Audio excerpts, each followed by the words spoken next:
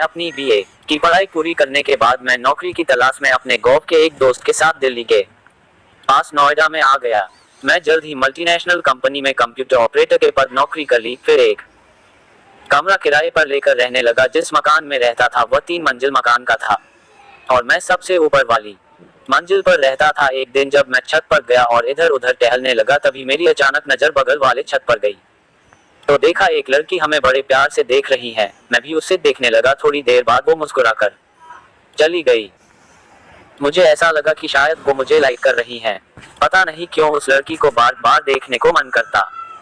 फिर मैं हर दिन उसे देखने के लिए मैं अपने छत पर जाया करता था, वो भी मुझे देखने के लिए आया करती थी। ऐसे ही ये सिलसिला 6 महीनों तक चलता रहा। फिर मैं किसी तरह उस लड़की का नाम पता किया। उस लड़की का नाम ऋचा था। वो बीएससी कर रही थी और साथ में कंप्यूटर कोर्स कर रही थी।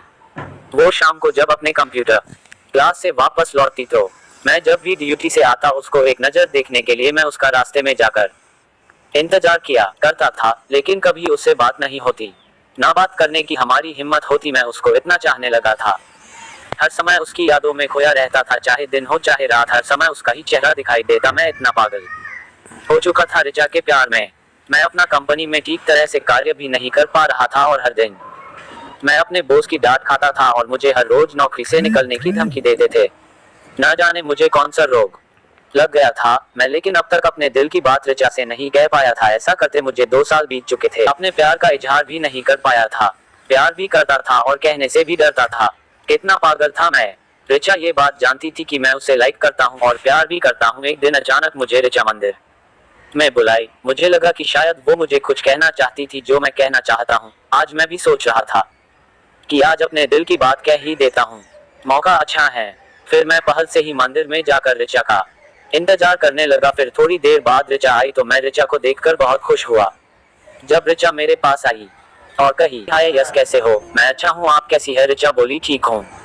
फिर ऋचा मेरे से बोली, यस मैं आपसे ये जानने के लिए आपको बुलाई हूँ कि मैं देख रही हूँ कि आप 2 सालों से मेरे पीछे पीछे घूम रहे हैं। यश क्या आप ये जानते हैं कि मैं आपसे प्यार नहीं करती हूँ? ऋचा मेरे से इतना कहते ही मैं बिल्कुल मायूस हो गया और सोच में पड़ गया। थोड़ी देर बाद मैं ऋचा से बोला, मैं नहीं जानता था कि साझी जी कि आप मुझसे प्यार नहीं करती, लेकिन मैं आपसे बहुत प्यार करता था और करता हूँ। I love you. ऋचा इतना कहते ही ऋचा मेरे से कहने लगी, प्यार एक तरफ से नहीं होता यश, प्यार दोनों तरफ से होता है। क्यों अपना फ्यूचर मेरे पीछे बर्बाद कर रहे हो? मैं ऋचा मैं आपसे प्यार करता हूँ और आप फ्यूचर की बात कर रही हो। मैं तो आपके बिना जी नहीं पा रहा हूँ, हर पल आपकी यादों में खोया रहता हूँ। ऋचा यश मैं आपसे प्यार नहीं करती, मैं सिर्फ अपने फ्यूचर से प्यार करती हूँ। आज के बाद मेरे पीछे मत घूमना, नहीं तो यश आपके लिए अच्छा नहीं होगा।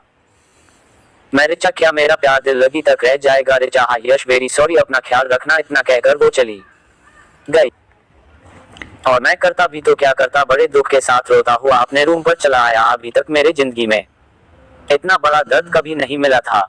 ऋचा मुझसे एक पल में बेवफा हो गई और मुझसे दूर हो गई। दोस्तों आई लव ये इन 3 शब्द सुनने के लिए अब तक पीछे पीछे घूमता रहा और जरूरत पड़े तो मरने को भी तैयार था। इन 3 शब्दों के लिए उसकी छाया, उसकी धड़कन, उसकी सॉस बनकर उसके पास रहना चाहता था, लेकिन इन्हीं 3 शब्दों के लिए अपना सब कुछ खोकर आज मैं पागल बनकर रह गया हूँ। माँ के पेट में लड़का है या लड़की ये जानने के लिए 10 महीने काफी होते हैं, मगर उसके दिल में क्या था ये जानने के लिए मुझे 2 साल लग गए। मगर गलती ऋचा की नहीं मेरी है।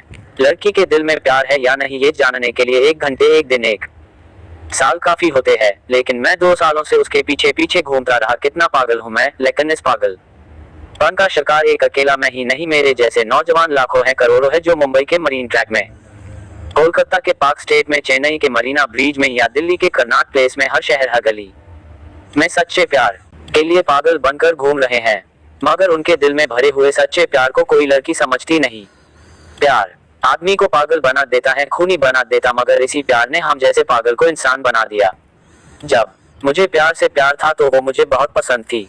वैसे भी प्यार के जाने बिना मर जाने से बेहतर है कि हम उस प्यार को जानकर भूल जाए। दोस्तों एक आदमी के जीवन में 2 साल काफी होते हैं, जो वक्त पढ़ने के लिए, कुछ बनने के लिए होता है। वो 2 साल मैंने पागलपन में खो दिया। दोस्तों जो मेरी तरह प्यार में पागल होकर अपनी जिम्मेदारियों को भूल गए हैं, शायद जो बात मेरे दिल से निकली है आप लोगों के दिल में असर कर